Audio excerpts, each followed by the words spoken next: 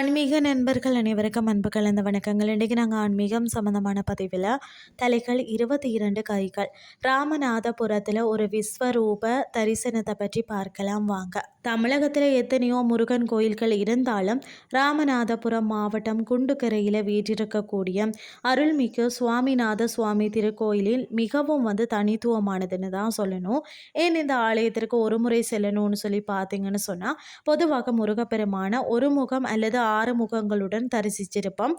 ஆனால் இந்த தளத்தில் பார்த்தீங்கன்னா சூரபத்மனை வதம் செய்ய புறப்படும் முன் எடுத்த அந்த விஸ்வரூப கோலத்தில், அதாவது 11 தலைகள் மற்றது 22 கைகளுடன் விஸ்வரூப கோலத்தில் மிக கம்பீரமாக அருள் பாலிக்கிறார். இத்தகைய கோலத்தை காண்பது மிகவும் அபூர்வம்னு தான் சொல்லணும். சுவாமி மலையை போலவே இங்கும் பார்த்தீங்கன்னா குருபரனாக முருகன் அருள்கிறார்.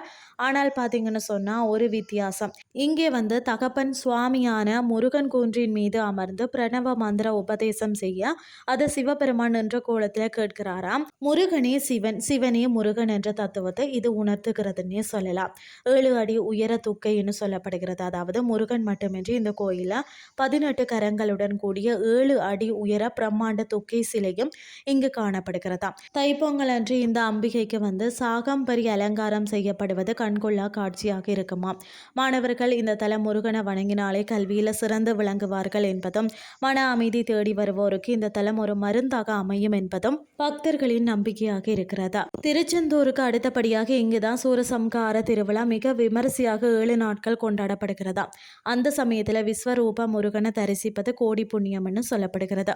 உங்களுடைய நண்பர்களுக்கும் உறவினர்களுக்கும் இந்த அபூர்வ தகவலை பகிர்ந்து கொள்ளுங்கள்.